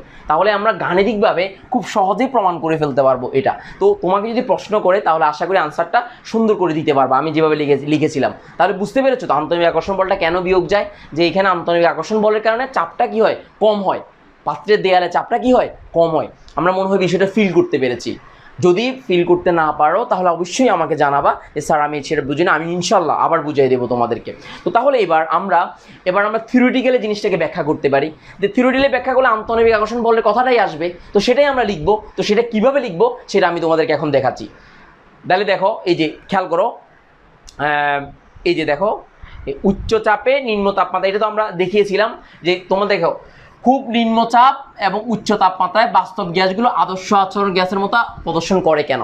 তো তুমি এবার বলো, আমি কিছুক্ষণ আগেও বলেছিলাম জিনিসটা, আমি আবার মুখে মুখে বলছি যে নিম্নচাপ, চাপ যদি কম হয় তাহলে গ্যাসের আয়তনটা বেশি হচ্ছে, অর্থাৎ চাপ, কোনো গ্যাসের যদি চাপ যদি আমি কম দিই তাহলে গ্যাসটা কি হচ্ছে, একটু আয়তনটা বড় হচ্ছে। আবার তাপ যদি বেশি দিই তাও আয়তন, তাদের গতিশক্তির কারণে আয়তনটা বেশি হয়। আর আয়তন যত বেশি হবে আন্তঃআণবিক আকর্ষণ তত কম হবে, আর আন্তঃআণবিক আকর্ষণ যতই কম হবে সেটা ততই কার মতো আচরণ করবে, আদর্শ আচরণ করবে। এই কারণে বলা যায় নিম্নচাপে উচ্চ তাপমাত্রায়, আবার বলছি নিম্নচাপে উচ্চ তাপমাত্রায়, আবার বলছি নিম্নচাপে উচ্চ তাপমাত্রায় বাস্তব গ্যাস আদর্শ গ্যাসের মতো আচরণ করে। আমরা কি বিষয়টা ফিল করতে পেরেছি? তাহলে তুমি বাস্তব গ্যাসের ক্ষেত্রে তুমি কোনো গ্যাসকে বাস্তব প্রমাণ করার জন্য তোমাকে মাথায় রাখতে হবে যে তার যে শর্তটা সেটা পূরণ করতে হবে। শর্তটা কি? সেটা হচ্ছে আয়তনটা কি হবে, বড় হবে, আন্তঃআণবিক আকর্ষণটা কম হবে। তো আয়তনটা যদি বড় হয়, তার নিজস্ব আয়তন মানে পুরো পাত্রের তুলনায় নিজস্ব আয়তনকে নেই বলে ধরা হয়। তো তাহলে আমরা ওইটাই তো আদর্শ গ্যাসের জন্য ধরেছিলাম। তো তাহলে কোনো একটা বাস্তব গ্যাসকে আমরা যখন চাপ কম দেব, তাপমাত্রা যখন বেশি দেব, তখন আয়তন বড় হবে, আর আয়তন যত বড় হবে আন্তঃআণবিক আকর্ষণ বলটা তত কমবে, এক পর্যায়ে অনেক কম হয়ে যাবে, জিরোর কাছাকাছি হয়ে যাবে। তো সেই ক্ষেত্রে আমরা সেটা তত আদর্শ মতো আচরণ করবে। আমরা মনে হয় লিখতে পারছি, বিষয়টা ক্লিয়ার হতে পেরেছো? এটা গাণিতিকভাবে তোমরা লিখতে পারবে, ইজ ইকুইভ্যালেন্স টু পি, আর এখানে মান হচ্ছে হবে বি। তাহলে আমরা তোমার মতো করে তুমি লিখবা, পজ করে তোমরা লিখবা।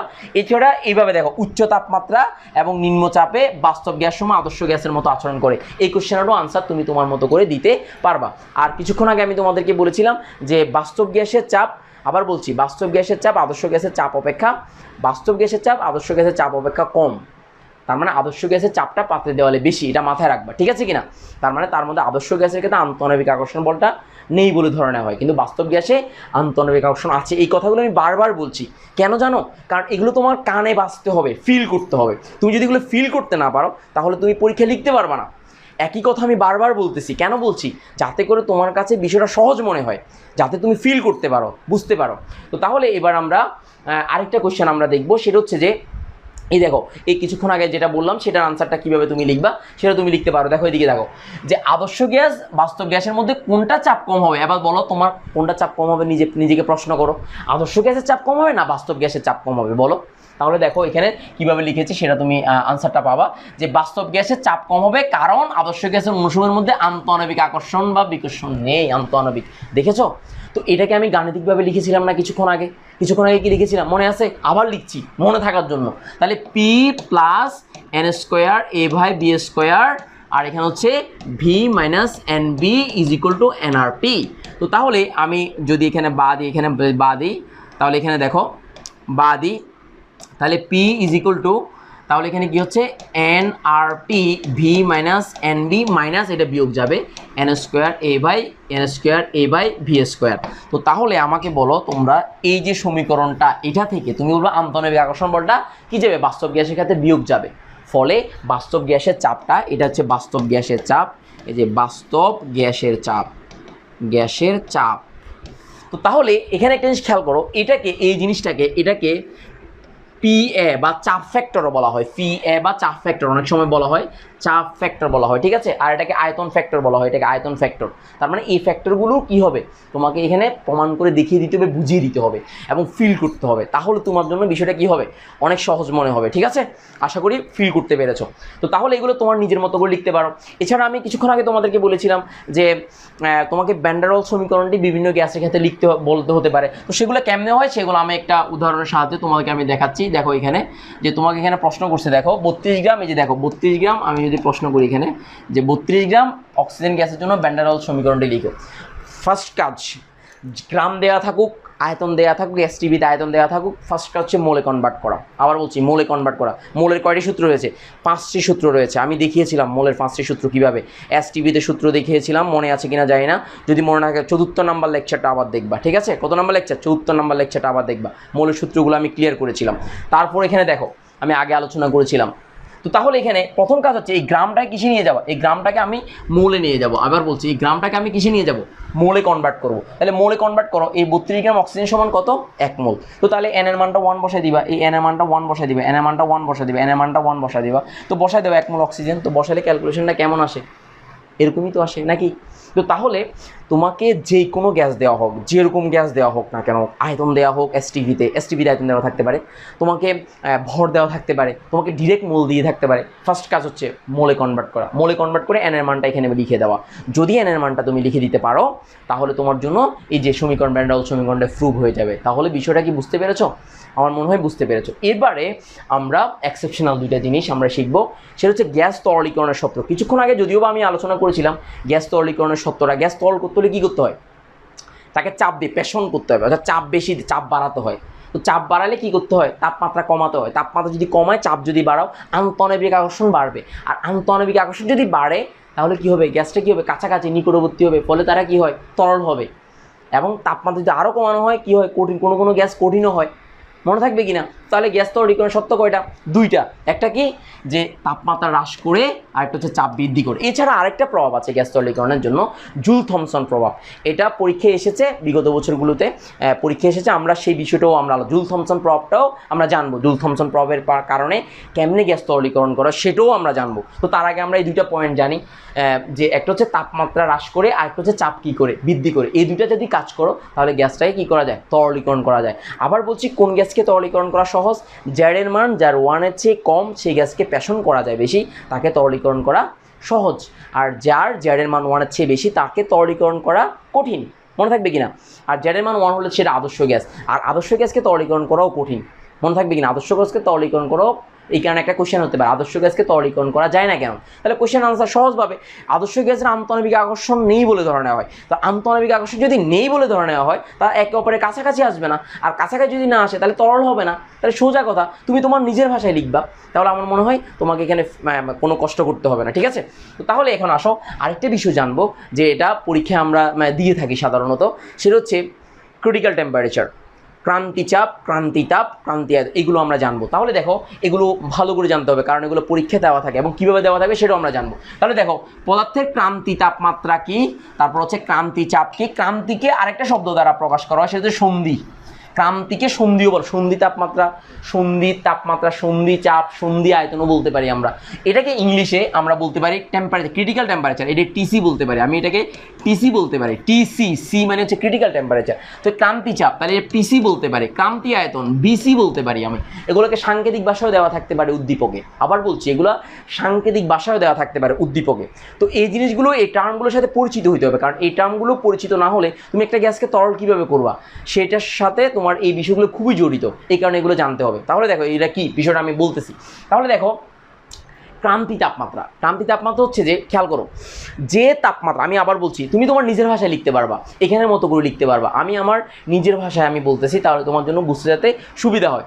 তাহলে দেখো যে তাপমাত্রার নিচে, মানে যে তাপমাত্রার নিচে, অর্থাৎ একটা নির্দিষ্ট তাপমাত্রার পরে কোনো গ্যাসকে একটা নির্দিষ্ট চাপে তরল করা যায়, মানে সর্বোচ্চ যে তাপমাত্রার নিচে কোনো গ্যাসকে তরল করা যায় তাকে কি বলা হয়, ক্রান্তি তাপমাত্রা বলা হয়। এটা একটা পয়েন্ট। আবার তুমি বলতে পারো মানে যে তাপমাত্রা সর্বনিম্ন, যে তাপমাত্রার উপরে কোনো গ্যাসকে তরলীকরণ করা কি না, সম্ভব না। তার মানে তুমি একটা তাপমাত্রার উপরে তাকে যতই সাফাসাফি করো কোনো লাভ নাই, তাকে কি করতে পারবে না, তরল করতে পারবে না। তাহলে একটা নির্দিষ্ট তাপমাত্রার উপরে কোনো গ্যাসকে যথেষ্ট চাপ দিলেও সেটা কিসে পরিণত হবে না, তরলে পরিণত হবে না, তাকেও কি বলা হয়, ক্রান্তি তাপ বলা হয়, টিসি বলা হয়। তাহলে খেয়াল করো, ওই তাপমাত্রার নিচে যে কোনো চাপে তরল হবে, কিন্তু ওই তাপমাত্রার উপরে যতই সাফাসাফি করো কোনো লাভ নাই। তার মানে বিষয়টা বুঝে গেছে। তার মানে যে নির্দিষ্ট তাপমাত্রার উপরে কোনো গ্যাসকে যতই চাপাচাপি করো কি করা হয় না, তাকে তরলীকরণ করা যায় না, তাকে ক্রান্তি তাপ বলে। অথবা যে তাপমাত্রার নিচে, যে সর্বোচ্চ যে তাপমাত্রার নিচে, মানে সর্বোচ্চ তাপমাত্রার নিচে কোনো গ্যাসকে একটা নির্দিষ্ট পরিমাণ বা যে কোনো চাপে তরল করা যায়, তাকেও কি বলা হয়, ক্রান্তি তাপ বলা হয়। সো সংজ্ঞাটা তুমি তোমার মতো করে লিখতে পারবা। সো আমার এখানে আমি আমার মতো করে লিখছি, তুমি যেটা ভালো মনে হয় সেভাবে লিখবা। তাহলে যে তাপমাত্রার উপর যথেষ্ট চাপ প্রয়োগ, এই দেখছো, যে তাপমাত্রার উপর যথেষ্ট চাপ প্রয়োগ করলেও তরলে পরিণত করা যায় না, যতই চাপাচাপি করো কোনো লাভ নাই। তো তাহলে সেটাকে কি হবে না, সেটা তরল হবে না, তাহলে কোনো গ্যাসকে তরলীকরণ করতে হলে এই ক্রান্তি তাপমাত্রার ব্যাপারটা খুবই ইম্পর্ট্যান্ট, মনে থাকতে হবে। তাহলে এই যেমন কার্বন ডাইঅক্সাইডের ক্রান্তি তাপমাত্রা 31.1 ডিগ্রি সেলসিয়াস আমরা বলতে পারি। তাহলে এই কার্বন ডাইঅক্সাইড 31 ডিগ্রির উপরে, 31.1 ডিগ্রির উপরে যদি কার্বন ডাইঅক্সাইডের তাপমাত্রা হয়, ওই কার্বন ডাইঅক্সাইডকে আমি যতই সাফাসাফি করি, আমি কার্বন ডাইঅক্সাইডকে কী করতে পারবো না, তরলীকরণ করতে পারবো না। তার মানে আন্তঃআণবিক আকর্ষণ বলটা কাজ করবে না, তাদের মাঝে দূরত্ব সৃষ্টি হয়। আন্তঃআণবিক আকর্ষণ যদি তাদের মাঝে ক্রিয়েট না হয়, তাহলে আমরা কি করতে পারবো না, ওই গ্যাসকে তরল করতে পারবো না। তাহলে তাপমাত্রা যদি এই তাপমাত্রা বা এর নিচে যদি আমি তাপমাত্রা হয়, তাহলে আমি কি করতে পারবো, একটা নির্দিষ্ট চাপে তাকে কি করতে পারবো, তরল করতে পারবো। ওকে, ডান। আমার মনে হয় বিষয়টা ক্লিয়ার হয়েছে। তারপরে দেখো ক্রান্তি চাপ। ক্রান্তি চাপের সংজ্ঞা দিতে হলে অবশ্যই তাকে ক্রান্তি তাপমাত্রা রাখতে হবে, যে ক্রান্তি তাপমাত্রায় রাখতে হবে। তাহলে কোনো গ্যাসকে ক্রান্তি তাপমাত্রায় রেখে, ওই তাপমাত্রায় রেখে তাহলে দেখো কোনো গ্যাসকে ক্রান্তি তাপমাত্রায় রেখে তুমি সর্বনিম্ন যে চাপে, মানে এর উপরে দিলে তো হবে, বাট সর্বনিম্ন যে চাপে, সর্বনিম্ন, আবার বলছি সর্বনিম্ন যে চাপে তুমি কি করতে পারো, তরল করতে পারো, তাকে কি বলা হয়, ক্রান্তি চাপ বলা হয়। তাহলে ওই চাপের উপরে তুমি করতে পারবে, বাট ওইটা ব্যালেন্স, মানে ওই ন্যূনতম যে পরিমাণ কি লাগে, চাপ লাগে। তাহলে কোনো গ্যাসকে ক্রান্তি তাপমাত্রায় রেখে ন্যূনতম যে চাপ দিলে গ্যাসটি কি হয়, তরলে পরিণত হয়, তাকে কি বলা হয়, ক্রান্তি চাপ বলা হয়। এটাকে কি বলা হয়, আবার বলছি, এটাকে পিসি বলা হয়, পিসি বলা হয়, পিসি মানে ক্রিটিক্যাল প্রেশার, ক্রিটিক্যাল প্রেশার। তাহলে ক্রিটিক্যাল প্রেশারের ক্ষেত্রে ক্রিটিক্যাল টেম্পারেচারটা ইম্পর্টেন্ট, মানে ওই তাপমাত্রায় রেখে তারপর চাপ দিতে হবে। তো তাহলে দেখো সর্বনিম্ন যে চাপ প্রয়োগ করতে হয় তাকে কি বলা হয়, ক্রান্তি বা সন্ধি চাপ বলা হয়। এরপর দেখো যেমন কার্বন ডাইঅক্সাইডের ক্ষেত্রে যে এই পরিমাণ 72.9 অ্যাটমসফিয়ার চাপ যদি 72.9 ATM চাপ যদি দেওয়া হয়, তাহলে কার্বন ডাইঅক্সাইডটা কী করা যায়, তরলে পরিণত করা যায়। এইগুলো খুব ইম্পর্টেন্ট, উদ্দীপকে থাকতে পারে। তারপরে এরপর আসো ক্রান্তি আয়তন।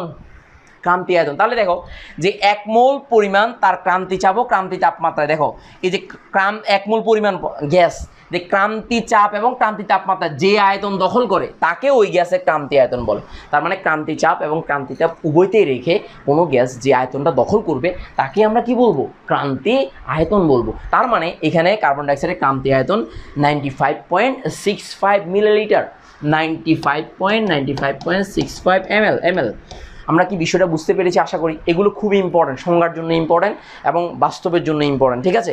আমার মনে হয় তোমরা বিষয়টা বুঝতে পেরেছো। এরপরে দেখো আমরা সন্ধি তাপমাত্রার উপরে বা ক্রান্তি তাপমাত্রার উপরে যে কোনো গ্যাসকে তুমি তরলে পরিণত করতে পারবা না, তাহলে কেন নিজের মতো করে লিখতে পারবা। তারপরে এখানে একটা আনসার দেওয়া আছে যে আন্তঃআণবিক বল যথেষ্ট হয় না। এই কথাটা হচ্ছে ট্র্যাকিং পয়েন্ট বা মেইন থিম, এই কথাটাই, আন্তঃআণবিক আকর্ষণ বল কি হয় না, যথেষ্ট হয় না। এই প্রশ্নটার মেইন কথা হচ্ছে এটা। তার মানে এই তাপমাত্রার যে ক্রান্তি তাপমাত্রা আছে, এই তাপমাত্রার নিচে যদি রাখো, তাহলে তার আন্তঃআণবিক বলটা যথেষ্ট হবে, তার মানে আন্তঃআণবিক বলের কাছাকাছি আসবে, ফলে সেটাকে চাপ দিলে সেটা তরলীকরণে পরিণত করা যাবে। কিন্তু এই তাপমাত্রার উপরে রাখলে, ক্রান্তি তাপমাত্রার উপরে রাখলে তুমি যতই সাফাসাফি করো, আন্তঃআণবিক আকর্ষণ বলটা অত বেশি কাজ করবে না, এটা মাথায় রাখবা, ঠিক আছে। এরপরে তোমার নিজের মতো করে আনসার লিখতে পারবা। এরপরে দেখো গ্যাস তরলীকরণের সন্ধি তাপমাত্রার গুরুত্ব এইমাত্র আলোচনা করলাম। সন্ধি তাপমাত্রা যদি জানা না থাকে, তাহলে তুমি একটা গ্যাসকে তরলীকরণ করতে কী লাগবে, কী পরিমাণ চাপ দিতে হবে, কী পরিমাণ তাপ দিতে হবে, কেমনে বুঝবা। তো তোমার মতো এই জিনিসগুলো নিজের মতো করে আনসার লিখবে, ফিল করতে হবে। আমি বারবার বলছি বিষয়টা ফিল করতে হবে, ফিল করে তারপর তুমি আনসারটা করবে, তাহলে তোমাকে যে কোনো সমস্যা দেওয়া হোক তুমি সহজেই সমাধান করতে পারবা, ঠিক আছে। আচ্ছা, আদর্শ গ্যাসকে তরলে পরিণত করা হয় না কেন, যায় না কেন, কিছুক্ষণ আগে কি বলেছি, আদর্শ গ্যাসে কি আন্তঃআণবিক আকর্ষণ নেই বলে ধরা হয়। তো কোনো গ্যাসে যদি আন্তঃআণবিক আকর্ষণ নেই বলেই ধরে নেওয়া হয়, তাহলে ওই গ্যাসকে কি বলো, তরলীকরণ করা যাবে। তরলে কী থাকে, অণুগুলো একে অপরের কাছাকাছি থাকে। তো সেই ক্ষেত্রে এই বিষয়টা তোমার নিজের মতো করে লিখবা। আশা করি বিষয়টা বুঝতে পেরেছো, ঠিক আছে। এরপর আমরা জুল থমসন প্রভাবের একটা ব্যাপার বলেছিলাম, জুল থমসন প্রভাব, এই প্রভাবটা আলোচনা করব। তাহলে দেখো জুল থমসন প্রভাবটা কি, খেয়াল করো। জুল থমসন প্রভাব, এটা হচ্ছে বিজ্ঞানীর নাম, একটা বিজ্ঞানীর নাম, এর কারণ ব্যাখ্যা করো এবং তাপমাত্রা হ্রাস পায় কেন ব্যাখ্যা করো। খেয়াল করো, কোনো একটা গ্যাস আছে, ওই গ্যাসকে সচ্ছিদ্র ফ্লাগের মধ্য দিয়ে, একটা ফ্লাগের মধ্য দিয়ে যদি আমরা ছেড়ে দিই, তখন দেখা যাচ্ছে গ্যাসটা একটা বিশাল আয়তনের জায়গাতে যাবে। তো যাওয়ার কারণে দেখা যাচ্ছে ওই গ্যাসের তাপমাত্রাটা হ্রাস পাবে, ফলে গ্যাসটা তাপমাত্রা হ্রাস পেলে কী হবে, তখন সেটা গ্যাস তরলে পরিণত হবে। তাহলে দেখো যে জুল থমসন বিজ্ঞানী পরীক্ষা নিরীক্ষা করে যে কোনো গ্যাসকে উচ্চ চাপে সংকুচিত করে, মানে উচ্চ চাপ থেকে নিম্ন চাপের স্থানে নিয়ে যাবে। তার মানে আয়তনটা প্রথমে কি থাকবে, কম থাকবে, চাপের কারণে আয়তনটা কম, আর পরে আয়তনটা বেশি থাকবে চাপ কমের কারণে। মনে রাখবা এটা, বিষয়টা ইম্পর্টেন্ট। তাহলে দেখো, সছিদ্র প্লাগের মধ্য দিয়ে প্রবাহিত করে নিম্নচাপ বিশিষ্ট বিরাট কক্ষে সম্প্রসারিত হতে দিলে গ্যাসের তাপমাত্রা হ্রাস পায়। তো গ্যাসের তাপমাত্রা যদি হ্রাস পায় তাহলে গ্যাসটাকে তরলীকরণ করা সহজ। তাহলে এই গ্যাস তরলীকরণের ক্ষেত্রে জুল থমসন প্রভাব ইম্পর্টেন্ট। কি বলছি আবার, গ্যাস তরলীকরণের ক্ষেত্রে জুল থমসন প্রভাবও ইম্পর্টেন্ট বা গুরুত্বপূর্ণ। তো তাহলে খেয়াল করো গ্যাসের অনুসমূহের মধ্যে একটা কি আছে, আকর্ষণ বল রয়েছে, রাইট? যখন তুমি একটা চাপ থেকে বেশি চাপ থেকে কম চাপের দিকে যাও তখন এই আকর্ষণ বলের বিরুদ্ধে কাজ করতে হয়। যখন আকর্ষণ বলের বিরুদ্ধে কাজ করবা তখন এই গ্যাস সমূহের অণুগুলো থেকে ওই শক্তিটা অপচয় হয়, ফলে গ্যাসের তাপমাত্রা হ্রাস পায়। তাহলে দেখো, এই উচ্চ চাপের কোনো স্থান থেকে নিম্নচাপ বিশিষ্ট এলাকায় যদি সম্প্রসারিত হতে দেওয়া হয়, কোনো বাহ্যিক কার্য সম্পাদন করতে হয় না। এই সম্প্রসারণ সংগঠিত হওয়ায় কোনো তাপ এলাকা হতে বের হতে পারে না, এর ভিতরেও প্রবেশ করতে পারে না, ভিতর থেকে বাইরে যেতে পারে না, বাইরে থেকে ভিতরে আসতে পারে না। এটা কিন্তু এলাকাটা একটা বদ্ধ এলাকা হতে হবে। তো তাহলে সম্প্রসারণের ফলে গ্যাস কী হবে, অণুগুলোর মধ্যে পারস্পরিক আকর্ষণের বিরুদ্ধে এই ট্র্যাকিং পয়েন্ট, আমি বারবার বলছি, আমি রেড কালি দিয়ে দেখাচ্ছি, এই পারস্পরিক এই আকর্ষণ বলের বিরুদ্ধে কাজ করতে হয়। This is the important point. আবার বলছি, এই পারস্পরিক এই আকর্ষণ বলের বিরুদ্ধে কাজ করতে হয় এবং তাদের মধ্যে পারস্পরিক দূরত্ব বৃদ্ধির প্রয়োজন হয়। এই কারণে গ্যাসের নিজস্ব আভ্যন্তরীণ শক্তি হতে এই তিনটা লাইন, এই তিনটা পয়েন্ট জুল থমসনের প্রভাবের এই কথাটা, যে তাপমাত্রা হ্রাস পায় কেন, এই কথাটার জন্য ইম্পর্টেন্ট। আমরা যে কোনো কিছু পড়ার ক্ষেত্রে ট্রেকিং পয়েন্ট, মেইন থিমটা আমরা যে ভালো করে ফিল করতে পারি, তাহলে আমাকে যেরকম কোয়েশ্চেন দেওয়া হোক না কেন আমি আনসার ছেড়ে আসবো না, আমি পারবো ইনশাল্লাহ। সো এই আত্মবিশ্বাসটা থাকতে হবে। এই আত্মবিশ্বাসটা থাকলে তোমাকে যে কোনো সমস্যা দেওয়া হোক তুমি সমাধান করতে পারবা, ঠিক আছে? তো তাহলে এর ফলে গ্যাসের তাপমাত্রা হ্রাস পায়, গ্যাসের তরলীকরণে সাধারণ এই যে জুল থমসন প্রভাব দ্বারা ব্যাখ্যা করা হয়। তাহলে জুল থমসন কি এবং কেন হ্রাস পায় আমার মনে হয় বিষয়টা বুঝতে পেরেছো। এরপরে আসো উৎক্রম তাপমাত্রাকে। এটা সাধারণত অনেক সময় প্রশ্ন যদি কঠিন হয় 1 নম্বর 2 নম্বর কোশ্চেনের জন্য এই উৎক্রম তাপমাত্রাটা অনেক সময় আসতে পারে। তো উৎক্রম তাপমাত্রাটা জুল থমসন প্রভাবের সাথে রিলেটেড। তো তাহলে দেখো, এই উৎক্রম তাপমাত্রা প্রতিটি গ্যাসের জন্য এমন একটি তাপমাত্রা রয়েছে যে তাপমাত্রার উপরে, দেখছো, যে তাপমাত্রার উপরে জুল থমসন সম্প্রসারণ ঘটালেও, এই যে এমন একটি তাপমাত্রা রয়েছে যে তাপমাত্রার উপরে জুল থমসন সম্প্রসারণ ঘটালেও গ্যাসটির তাপমাত্রা বৃদ্ধি পায়। অর্থাৎ গ্যাসটি কি হয় না, গ্যাসটির আর তাপমাত্রা কমে না। জুল থমসন প্রভাবের নিয়ম কি ছিল, তাপমাত্রা কমে যাওয়া ছিল। কি গ্যাসের উচ্চচাপ থেকে নিম্নচাপে গেলে কি গ্যাসের তাপটা কি হয়, কমে যায়। কিন্তু এখানে দেখা যায় একটা নির্দিষ্ট তাপমাত্রার উপরে দিলে এই ঘটনাটা ঘটবে না। এই কারণে এটাকে কি বলে, উৎক্রম তাপমাত্রা বলে। যেমন হাইড্রোজেনের উৎক্রম তাপমাত্রা হচ্ছে কত ডিগ্রি, 80 ডিগ্রি সেলসিয়াস। তার মানে 80 ডিগ্রি সেলসিয়াস তাপমাত্রার উপরে যদি হাইড্রোজেনকে যদি এরকম সছিদ্র ফ্লাগের মধ্য দিয়ে তুমি সম্প্রসারিত হতে দাও, তাহলে হাইড্রোজেনের তাপমাত্রা কিন্তু আর কমবে না। তো এটা মাথায় রাখতে হবে, উৎক্রম তাপমাত্রা বলা হয়, ঠিক আছে? তো আমরা আজকে অনেক জিনিস আমরা পড়লাম, যে জিনিসগুলো আসলে খুবই গুরুত্বপূর্ণ ছিল এবং প্রত্যেকটা জিনিস ফিল করে পড়াচ্ছিল।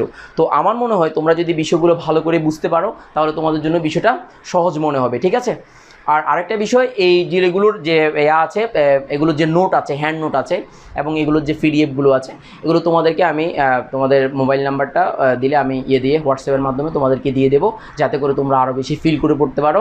আর আমি এখন তোমাদেরকে একটা হোমওয়ার্ক দিচ্ছি, হোমওয়ার্কটা তোমরা স্ক্রিনে দেখো, স্ক্রিনে দেখে এই হোমওয়ার্কটা আমাকে করে দাও। আশা করি তোমরা পারবা, সবাই হোমওয়ার্কটা দিবা। আর তোমাদের মধ্যে যারা ভর্তি হও নাই, আমি চাইবো যে তাড়াতাড়ি ভর্তি হও। আর যাদের সমস্যা হচ্ছে সরাসরি আমাকে ফোনে আমার সাথে যোগাযোগ করো, সমস্যা থাকলে আমি দেখবো, ফোনে আমি যোগাযোগ করো। আর যারা পেমেন্ট করবা বা ভর্তি হয়েছে তাদেরকে আমি এই পিডিএফগুলো দেবো, আর যারা পেমেন্টগুলো করা নাই তাদেরকে পিডিএফগুলো পরে দেওয়া হবে আর কি, যখন ভর্তি হবা তখন দেওয়া হবে। তো তাহলে সেই পর্যন্ত ভালো থাকো, সুস্থ থাকো, ধন্যবাদ সবাইকে, আসসালামু আলাইকুম।